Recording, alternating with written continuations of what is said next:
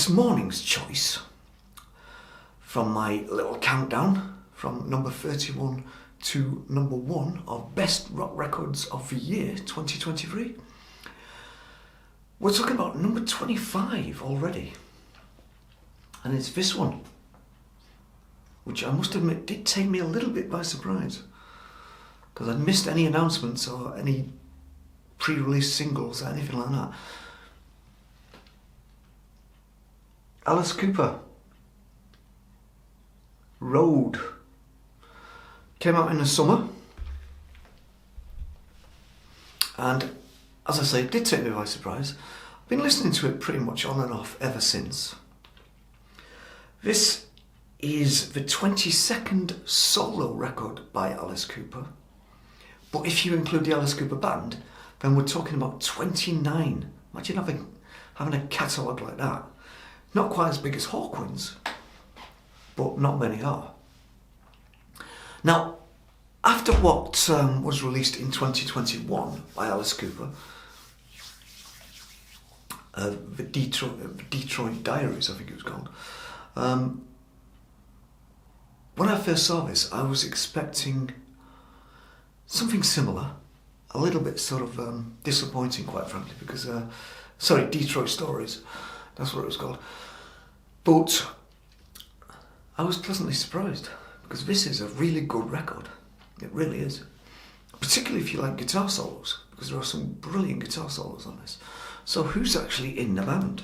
Well, what he's done is he's basically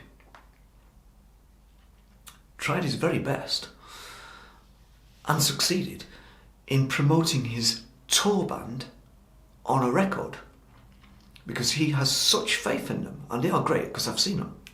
I've seen this lineup. It's very, very good. He has such faith in them, he wanted to promote them on record as well. So you've obviously got Alice Cooper, you've got Ryan Roxie, all guitars, Nita Strauss, guitars, all tracks, Nita Strauss, guitars, all tracks. You've got Tommy Henriksen, guitars, all tracks. I mean, those three together are producing some great riffs and some stunning solos that will almost rip your face off. It's great to listen to, it really is. Then you've got Chuck Garrick on bass, Glenn Sobel on drums. This is produced by Bob Ezrin, who does a lot of backing vocals as well. You have some special guests, Kane Roberts from back in the day, the old Alice Cooper incarnation from the 80s. Tom Morello on guitar, and Roger Glover on bass on one song. So it really is a very interesting record, and very, very good. As I say, it took me by surprise completely.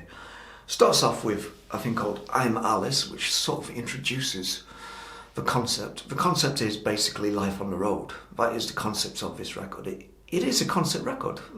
It is. It's not deep and meaningful as something like, I don't know, The Wall or, Dark Side of the Moon, but it's a concept record. Then we get Welcome to the Show, All Over the World, Dead Don't Dance. That's the one featuring Kane Roberts. That's very good. That could have been a single, that. A successful single, that is. When I say something could be a single, I mean a hit. Then a thing called Go Away. Then a thing called White Line Frankenstein, which was a single, but did nothing, unfortunately. And that's the one featuring Tom Morello. Then you've got Big Boots, which is fun, as you can imagine. Partly autobiographical. Then you've got Rules of the Road, which is the one I don't like. Having listened to this quite a few times over the year, since it's summer, I'm not keen on that one. Maybe it'll grow on me, who can say. Then you've got The Big Goodbye, which is kind of like a ballad. Very, very good. Road Rats Forever. Baby Please Don't Go, another kind of ballad. That reminds me, it's got echoes of Only Women Bleed on that one. Or am I the only one who's noticed that? But to me, that's a kind of song that is. It's a great song. Then you've got 100 More Miles, which is another superb song. And it finishes with a cover of Whose Magic Bus, which, to be honest with you, when I saw that, I thought, oh, I could do without that. But then I heard it and thought, actually, they've done a brilliant job here. The bass player on this record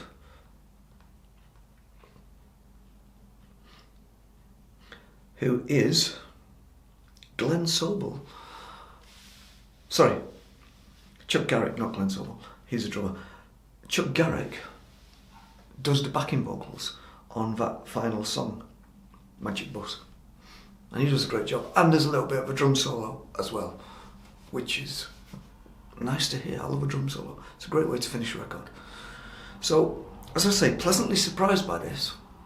Wasn't expecting much, but actually it does remind me of some of the earlier stuff in his catalogue from the 80s.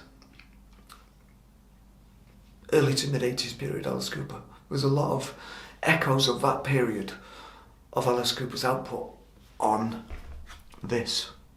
It's a very good record. As I say, if you like guitar solos, you need to get hold of it, because some of the solos on this will rip your face off. They're excellent. And it really does showcase how good this current lineup of Alice Cooper's band actually is, in my opinion. So, how was it received by the critics? Well, very positively. There is nothing less than a 4-star review. Some even giving it more. So, very positively, because it is a good record. People know, even critics are stupid, but people know, even critics, when they're hearing something good. And this is a great record. And that's why I've put this particular release from Alice Cooper into my top 31.